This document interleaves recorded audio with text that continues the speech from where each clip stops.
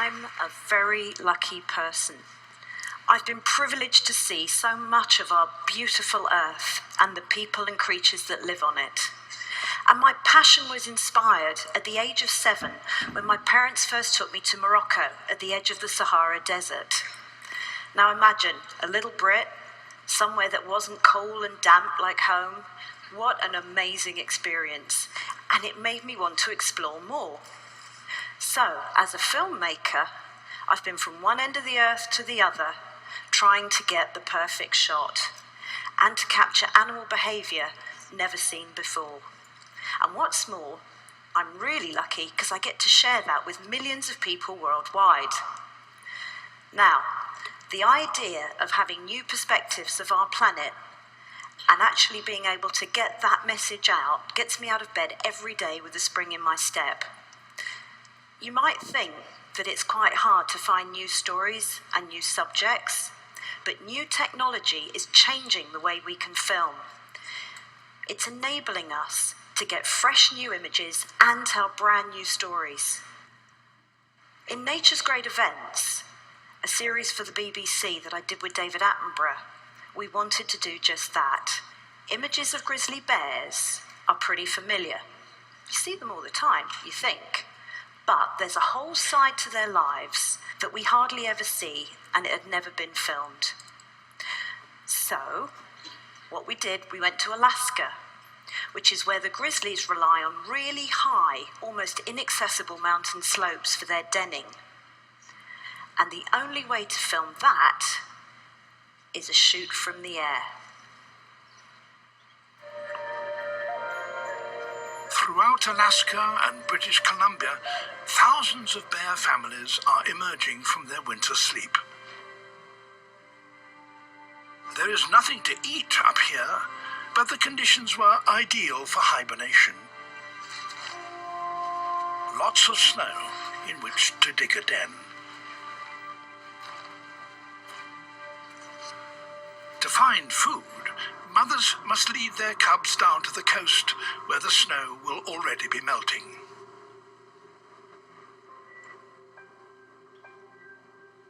But getting down can be a challenge for small cubs.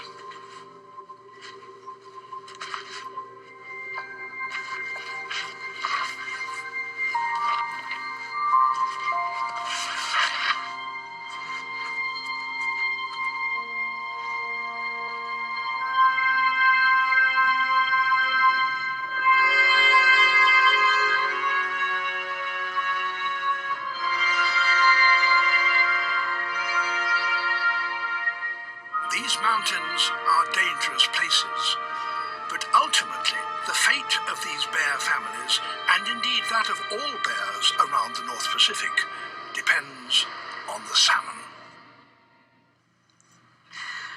I love that shot. I always get goosebumps every time I see it. That was filmed from a helicopter using a gyro-stabilized camera.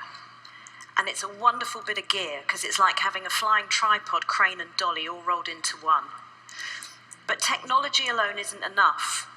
To really get the money shots, it's down to being in the right place at the right time. And that sequence was especially difficult. The first year, we got nothing. We had to go back the following year, all the way back to the remote parts of Alaska. And we hung around with the helicopter for 2 whole weeks, and eventually we got lucky. The cloud lifted, the wind was still, and even the bears showed up, and we managed to get that magic moment.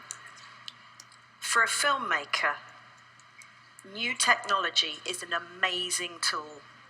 But the other thing that really, really excites me is when new species are discovered. Now, when I heard about one animal, I knew we had to get it for my next series, Untamed America, for National Geographic. In 2005, a new species of bat was discovered in the cloud forests of Ecuador. And what was amazing about that discovery is that it also solved the mystery of what pollinated a unique flower. It depends solely on the bat. Now, the series hasn't even aired yet, so you're the very first to see this. See what you think.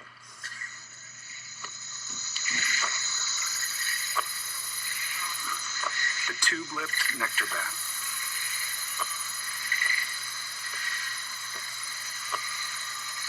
A pool of delicious nectar lies at the bottom of each flower's long flute. But how to reach it? Necessity is the mother of evolution.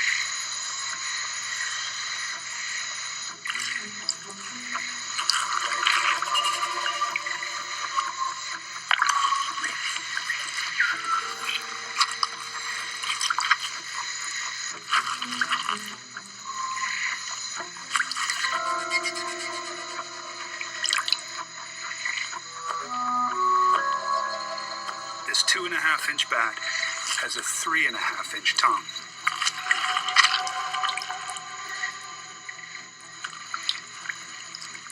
The longest relative to body length of any mammal in the world. If human, he'd have a 9-foot tongue.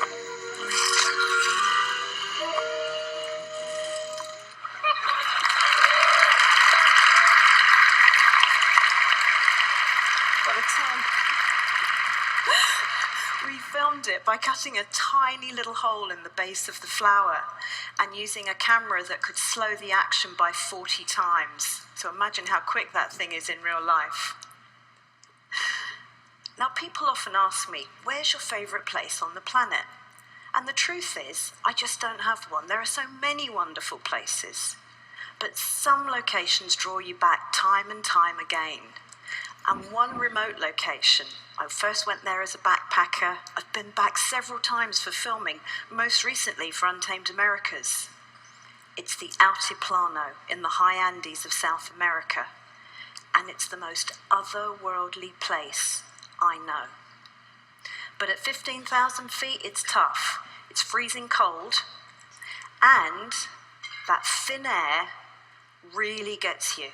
Sometimes it's hard to breathe, especially carrying all the heavy filming equipment. And that pounding head just feels like a constant hangover. But the advantage of that wonderful thin atmosphere is that it enables you to see the stars in the heavens with amazing clarity. Have a look. Some 1,500 miles south of the tropics, between Chile and Bolivia, the Andes completely change. It's called the Altiplano, or High Plains. A place of extremes, extreme contrasts. Where deserts freeze, and waters boil. More like Mars than Earth. It seems just as hostile to life.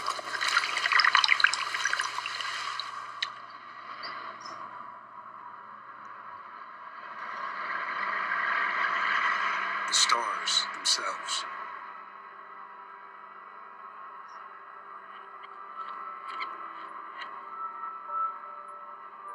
At 12,000 feet, the dry, thin air makes for perfect stargazing.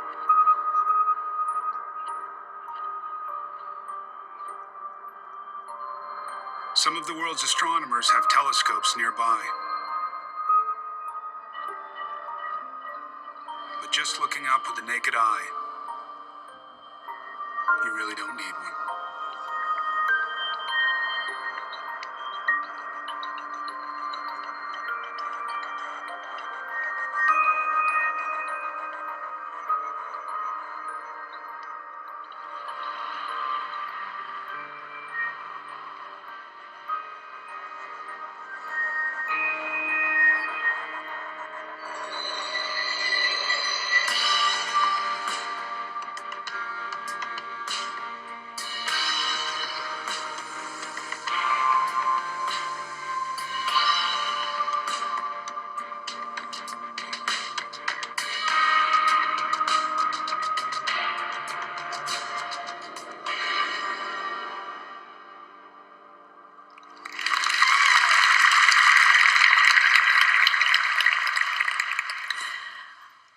Thank you so much for letting me share some images of our magnificent wonderful earth. Thank you for letting me share that with you.